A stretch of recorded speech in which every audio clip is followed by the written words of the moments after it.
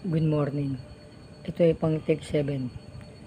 Meron akong napanood na video na naman na magbigay doon ng mga translation ng Bisaya to Tagalog. Although I'm not a Bisaya. Pero ang dami kong nakakasalamuha na Bisaya. Kaya nakakaintindi ako ng konti lang. Sa Bisaya, pag sinabi na gihigugma ko ikaw, ay ibig sabihin nun, mahal kita. Kapag sinabi naman na pwede ka bang maging ubay? Ubay. Parang umay yata yun Uyab.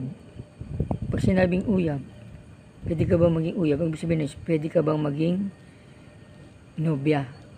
Yan. So, yung dalawang yon magka-tandem. Uyab kita dahil gigugma ko ikaw. Ayan na. So, dalawa lang